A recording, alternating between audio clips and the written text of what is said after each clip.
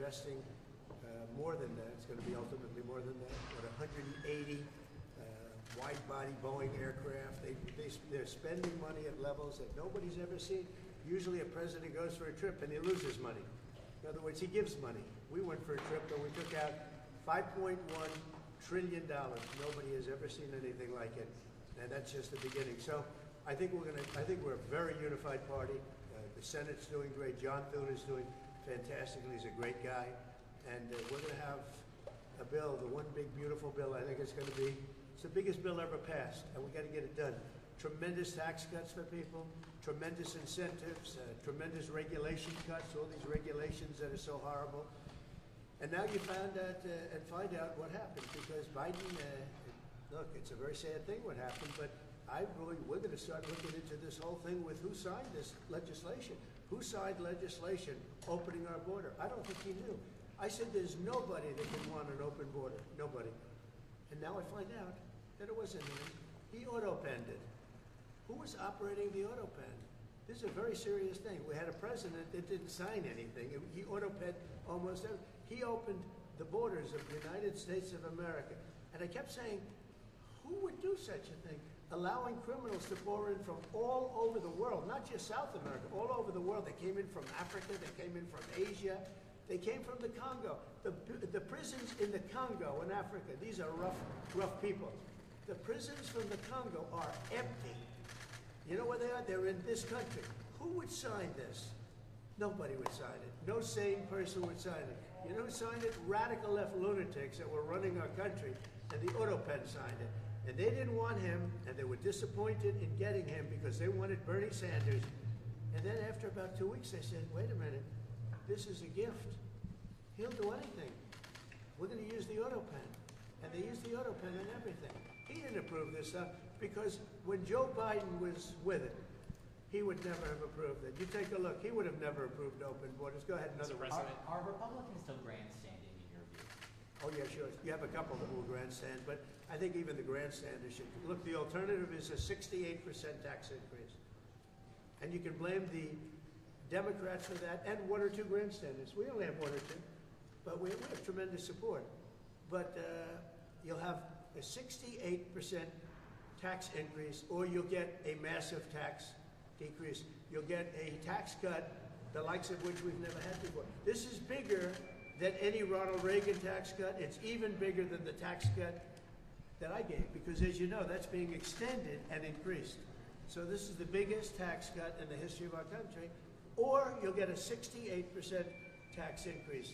And if that happens, I mean, what Republican could vote for that to happen? Because there wouldn't be a Republican much longer. They would be knocked out so fast.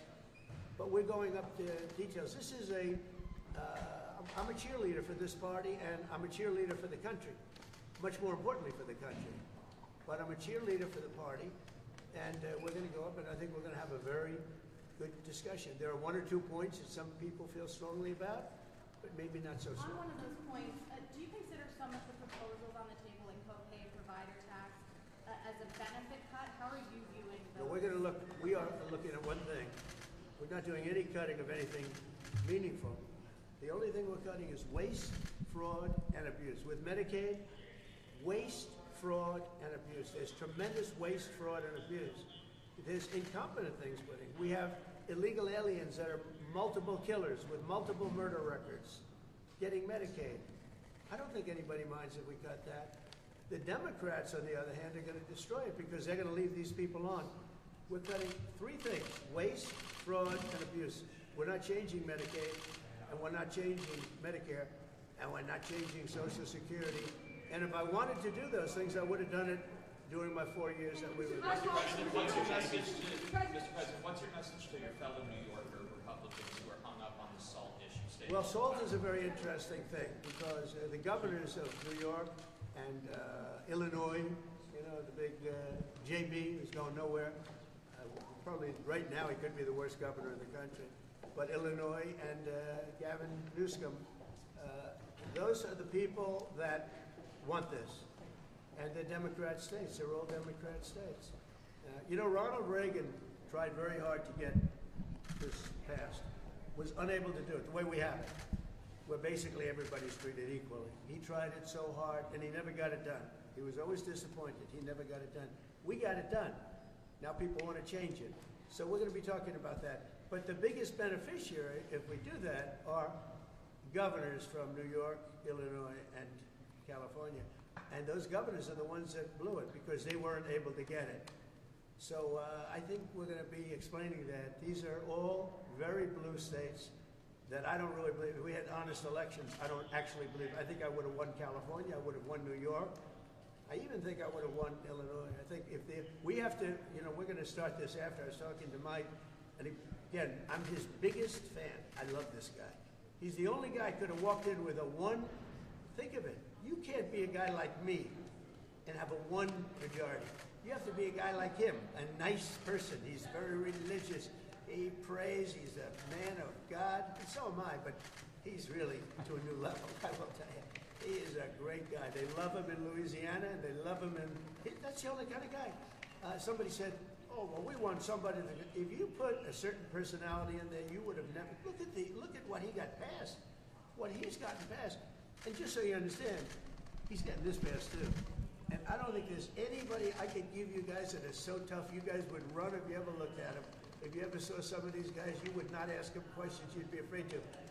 This guy did something that I don't think there's anybody that's more well-suited to be Speaker of the House, especially in a case like this. Remember, we had a majority of 1 for 6 months, and that was a very frightening thing because the Democrats have really hurt our country. And we are going to go into very much, remember what I said, the auto pay. This government was illegally run for 4 years. Thank you very much, everybody. Mr. President, should the DOJ be charging a member of Congress?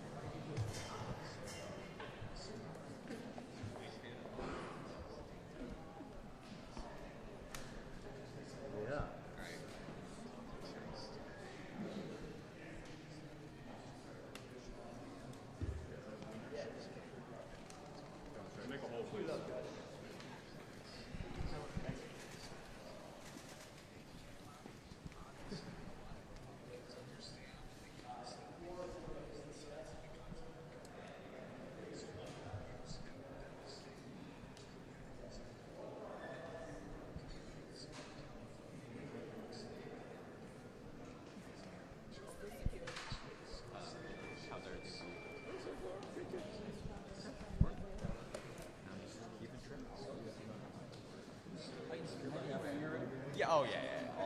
This is smooth. Thanks for the nudge, dude. I'll talk to you later, man. Yeah, thank you. Thank you so much.